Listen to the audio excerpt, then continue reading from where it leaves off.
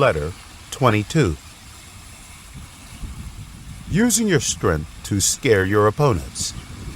The more you think you can do it, the smarter you will get. When it comes to money, never mention the amount first. February 27, 1901. Dear John, I met with the mediator Henry Frick tonight, and I told him, just as my son told Mr. Morgan, I am not in a hurry to sell the United Mining Company, but as you guessed, I will never prevent the establishment of any business that has value. However, I firmly oppose the actions of condescension buyers and set prices and attempts to prevent them from excluding us. I would rather fight to the end than to do such a business. I asked Mr. Frick to tell Mr. Morgan he is wrong. John, it seems that you have to continue dealing with Mr. Morgan, even though you hate him. So, I want to give you some suggestions to let the invincible guy know what the evil results of doing things his own. Son, many people make the same mistake. They do not know what they are doing. In fact, no matter which industry you are engaged in, such as oil refinery, real estate, steel business, or being a president or employee, you are all engaged in one industry.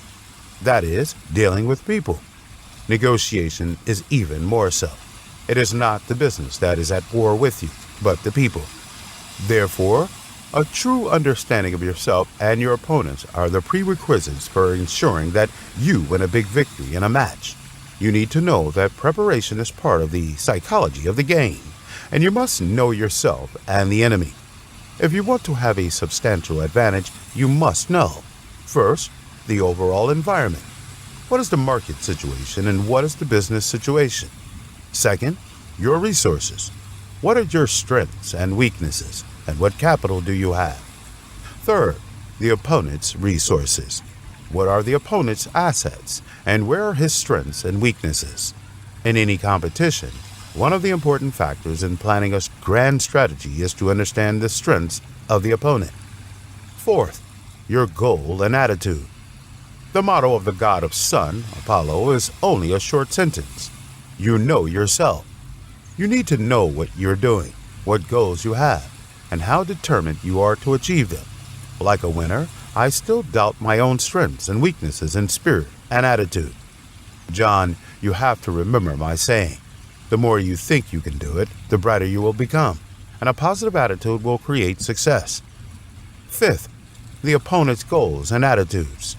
Try to judge the opponent's goals, and it is also important to try to penetrate the opponent's heart and understand his thoughts and feelings. There is no doubt that the last one, predicting and understanding your opponent, is the most difficult to put to use, but you have to strive to achieve it. Most of those great military generals have a habit. They always try their best to understand the opponent's character and habits in order to judge the opponent's possible moves and direction of action. In all competitive activities, it is always useful to be able to understand the opponent and the competitor, because then you can predict the opponent's movements. Proactively and anticipatory measures are almost always more effective and more powerful than passive reactions. As the saying goes, prevention is better than cure. In some cases, your competitors may be people you know well. Then you have to take advantage of this. If you understand that you is a very cautious person, perhaps you better be careful yourself. If you feel that he is always impulsive, perhaps this is suggesting you to be bold. Otherwise, you may be driven to a corner by them. However, you do not have to be familiar with your opponents to understand them. As long as you can see the details, you can find many valuable things at the negotiating table. People who are good at negotiating should be able to observe everything. You do not even have to wait until your first step to get to know your opponent. What we say may reveal or conceal our own thoughts, but our choices almost always reveal our inner secrets, thoughts. The first choice everyone makes is also the first revelation. In a negotiation, you must understand what you are saying. If you can really control everything, you should be able to control what you are saying and bring yourself benefits. Similarly, you must remain vigilant at all times in order to receive messages from your opponents. If so, you can continue to control a clear advantage. If you fail to do this, you may lose another opportunity. You need to know that losing in a competitive negotiation means that your chances of winning the negotiation next time will be reduced. The secret of trading is that you need to know what can and cannot be traded. Mr. Morgan sees us as debris in the corner to be swept out, but we must stay on the floor. This cannot be debated. At the same time, he must also give a good price. But you also need to know that when doing business, you must not think of making a clean profit, but to leave some for others to earn.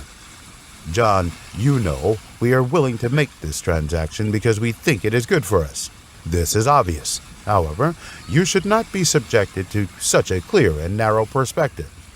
Too many smart people think that the purpose of the brand is not to trade, but to pick up a bargain, hoping to buy things at the lowest price. This time, the price offered by Morgan is more than $1 million lower than the actual valuation. If he only wants to make this kind of transaction, it means that he will lose his chance to ascend the ladders of the U.S. steel industry. The essence of the transaction is exchanging value. Exchange what others want for what you want. The best way to achieve a good deal is to emphasize its value, and many people make the mistake of emphasizing price instead of value. What they often say, "This is really cheap, and you can never find such a low price."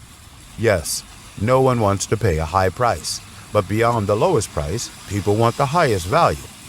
John, in your negotiations with Mr. Morgan, when it comes to money, you must never mention the amount first, but provide him with precious value and emphasize what he can buy from you. I believe that people can change the world through hard work and reach a new and better state. I wish you all the best. Love, your father.